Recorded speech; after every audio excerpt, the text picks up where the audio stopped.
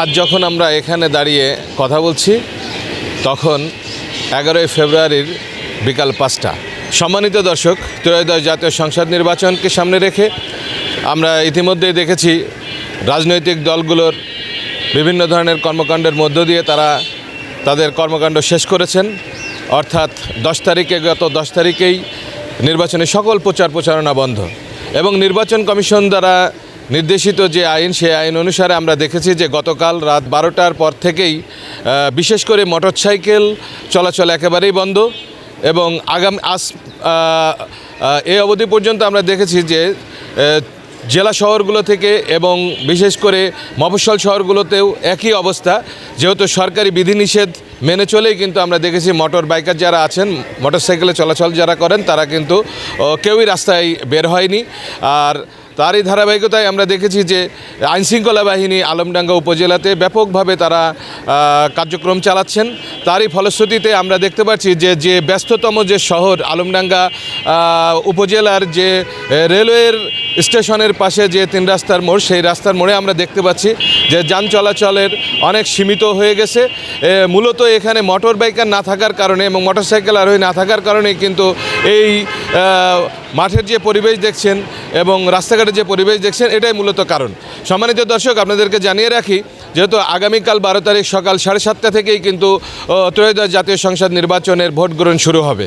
আর সেটাকে সামনে রেখেই বাংলাদেশ সরকারের বর্তমান উপদেষ্টা সরকারের মাধ্যমেই আমরা দেখেছি নির্বাচন কমিশনের মাধ্যমে পরিচালিত যে আইনশৃঙ্খলা বাহিনী ইতিমধ্যেই মাঠে সর্ব জায়গায় তারা সোচ্চার আছেন এবং তারা সঠিকভাবে দায়িত্ব পালনের মধ্য দিয়ে কিন্তু শান্তি শৃঙ্খলা রাখার চেষ্টা করছেন।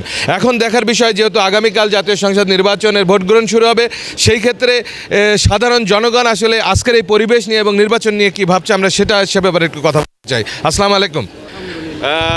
আজকে তো দেখতে পাচ্ছেন যে রাস্তাঘাট একেবারেই ফাঁকা, সেক্ষেত্রে কি আপনাদের ভাড়ার ক্ষেত্রে কি কোনো প্রভাব পড়েছে?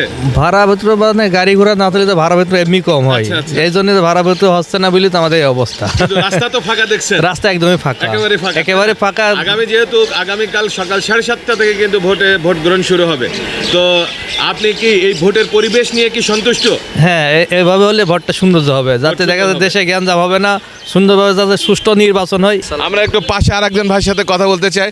আগামীকাল নির্বাচন, অর্থাৎ সকাল 7:30 থেকে কিন্তু নির্বাচনের ভোট গ্রহণ শুরু হবে। এই যে পরিবেশ যেটা দেখছেন, নির্বাচনের যে পরিবেশ, এই পরিবেশ আপনার কাছে কেমন লাগছে? পরিবেশ অনেক সৌন্দর্য। আচ্ছা আচ্ছা, আমরা চাই সুষ্ঠুভাবে ভোটটা হোক, এটাই আমরা আমাদের নাগরিকতার জন্য, এটাই আমাদের জন্য অনেক সুষ্ঠু কামনা করি আর কি। আচ্ছা আচ্ছা, সুষ্ঠু নির্বাচন আপনারা চান, এটাই কামনা করি। পরিবেশ থাকুক। আমরা আরেকটু যেতে চাই, যেহেতু দিনমজুর মানুষ যারা সারাদিন পরিশ্রম করে কাজ করে যাচ্ছে। ভালো আছেন? এই নির্বাচনের পরিবেশ কেমন লাগছে? খুব সুন্দর লাগছে, খুব সুন্দর, সুন্দর। এমন পরিবেশ হয় না।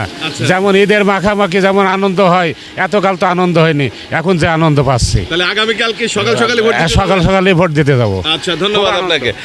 পাশে আর একটু কথা বলি, যেহেতু অটো বাইক চালানো তো আগামীকাল থেকে নিষেধ নাকি, তো আজকে তো রাস্তাঘাট একেবারে ফাঁকা দেখলেন, জি, কেমন লাগছে ভোটের পরিবেশ? জি আলহামদুলিল্লাহ ভালো লাগছে না? তো ভোটের পরিবেশ কেমন থাকা প্রয়োজন মনে করেন আপনি? ভোটের পরিবেশ সাধারণ জনগণের যেমন অধিকার আছে, যে অধিকারে ভোট দিলে কোনো ঝামেলা না হবে, বা তা একজন নাগরিক যে ভোট দেওয়ার যে একটা সৌন্দর্য বহাল থাকার কথা, সেমন থাকলে আপাতত ভালো। আচ্ছা, ধন্যবাদ। যেহেতু সাধারণ মানুষরা বলছেন যে ভোটের পরিবেশ অনেকটা ভালো, এই নির্বাচনী পরিবেশ কেমন লাগছে আপনার কাছে? আলহামদুলিল্লাহ ভালো। তো আগামীকাল যেহেতু নির্বাচন অনুষ্ঠিত হবে, পরিবেশটা কেমন পরিবেশ চান? ইনশাল্লাহ ভালো, সুষ্ঠু এবং নিরপেক্ষ যদি অবাধ নির্বাচন হয়, এটাই কামনা করি। সুষ্ঠু এবং সুন্দর নির্বাচন আসলে প্রত্যেকের কিন্তু আশা করছে, যেহেতু ত্রয়োদশ জাতীয় সংসদ নির্বাচন একটি আকর্ষণীয় একটা নির্বাচন, দীর্ঘদিন পর মানুষ কিন্তু স্বতঃস্ফূর্তভাবে নির্বাচন কেন্দ্রে যাবে এবং তারা ভোট দিবে। এবং প্রত্যেকেরই কথা একটাই, যে আজকে যেরকম পরিবেশ দেখা যাচ্ছে, আগামীকালকেও যেন সেই পরিবেশটা থাকে, নির্বাচনের মাঠটা যাতে সুন্দর থাকে, প্রত্যেকেই সুন্দরভাবে যাতে নির্বাচনের কেন্দ্রে যেয়ে তারা ভোট দিতে পারে, তাদের মনোনীত প্রার্থীকে তারা যেন ভোট দিতে পারে। এবং সেই সাথে এই সুন্দর পরিবেশের একমাত্র যারা জিতে পারে সেক্ষেত্রে আসলে আইনশৃঙ্খলা বাহিনী তো কাজ করছে, পাশাপাশি রাজনৈতিক নেতৃবৃন্দ যারা আছেন তাদেরও কিন্তু সদিচ্ছা থাকা প্রয়োজন, এবং রাজনৈতিক নেতাকর্মী যারা আছেন সুষ্ঠু এবং নিরপেক্ষ নির্বাচনের জন্য প্রয়োজন সকলেরই সদিচ্ছা। তো সেক্ষেত্রে আমরা আগামীকালকে দেখতে চাই যে আলমডাঙ্গা উপজেলাবাসী, বিশেষ করে চুয়াডাঙ্গা জেলার 1 আসনের সাধারণ ভোটার যারা আছেন আগামীকাল নির্বিঘ্নে তারা ভোট কেন্দ্রে যাবেন, এবং নিশ্চিত নিরাপত্তা যেহেতু সরকারের পক্ষ থেকে আমরা দেখেছি যে ইতিমধ্যেই কিন্তু বিভিন্ন ধরনের ব্যবস্থা করা হয়েছে, এবং বিভিন্ন জায়গায় ব্যালট বাক্স এবং প্রশাসনের লোকজনও ইতিমধ্যে বিভিন্ন সেন্টারেও গেছে। আমরাও আশা করি যে আগামীকালের নির্বাচনটি হবে সুষ্ঠু এবং সুন্দর নির্বাচন এবং নিরপেক্ষ নির্বাচন।